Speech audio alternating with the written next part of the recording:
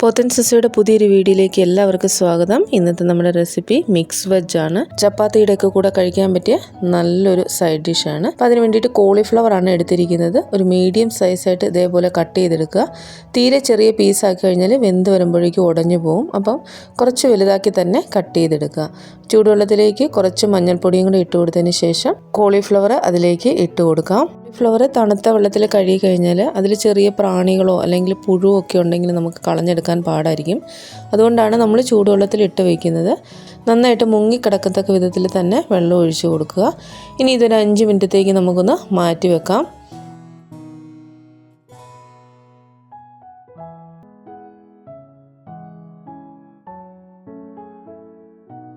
ചൂടുവെള്ളം കളഞ്ഞിട്ട് തണുത്ത വെള്ളത്തിൽ 2-3 പ്രാവശ്യം നന്നായിട്ടൊന്ന് കഴുകിയെടുക്കുക.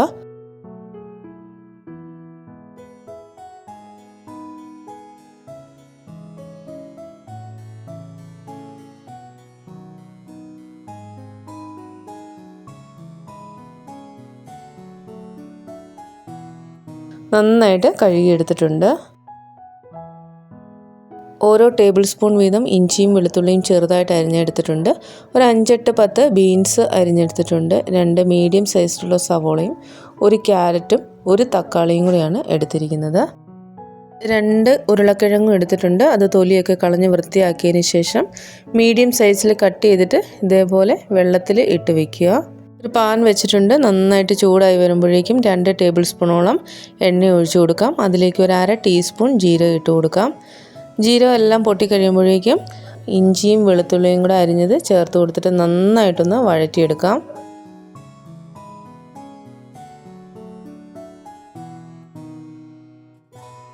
സവോള ഇട്ട് ഒന്ന് വഴറ്റിയെടുക്കാം. ബ്രൗൺ കളറൊന്നും ആവണ്ട, ഒന്ന് വഴന്ന് വന്നാൽ മതി.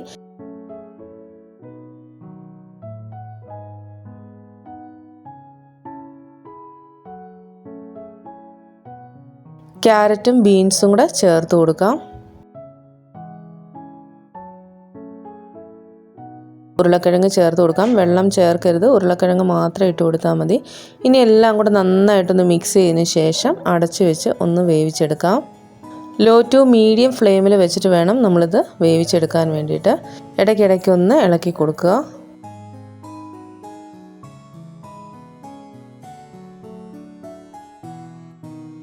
ഇതൊന്ന് കുക്കായി വന്നതിന് ശേഷം വേണം കോളിഫ്ലവർ ചേർത്ത് കൊടുക്കാൻ വേണ്ടിയിട്ട്. ഉരുളക്കിഴങ്ങും ക്യാരറ്റും ബീൻസും ഒക്കെ വേവാനായിട്ട് കുറച്ച് സമയം എടുക്കും. അതുകൊണ്ടാണ് അങ്ങനെ ചെയ്യുന്നത്. കോളിഫ്ലവർ ചേർത്ത് കൊടുക്കാം. നന്നായിട്ടൊന്ന് മിക്സ് ചെയ്തതിന് ശേഷം അടച്ചു വെച്ച് ഒന്നും കൂടെ വേവിച്ചെടുക്കാം. ഇതിലേക്ക് വേറെ വെള്ളം ഒന്നും ചേർക്കുന്നില്ല. അതുകൊണ്ട് ഇടയ്ക്കിടയ്ക്കൊന്ന് ഇളക്കി കൊടുക്കുക.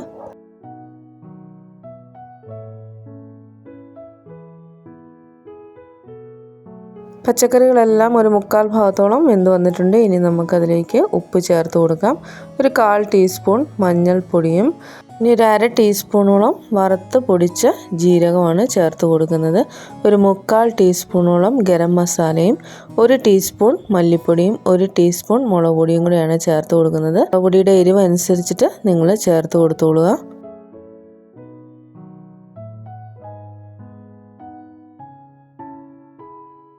പൊടികളെല്ലാം ഇട്ട് കൊടുത്തതിന് ശേഷം നന്നായിട്ടൊന്ന് മിക്സ് ചെയ്തെടുക്കാം. ഇനി ഇതൊന്ന് മൂടി കൊടുത്തിട്ട് മസാലയുടെ പച്ചമണമൊക്കെ ഒന്ന് മാറുന്ന വരെ നമുക്കൊന്ന് കുക്ക് ചെയ്തെടുക്കാം.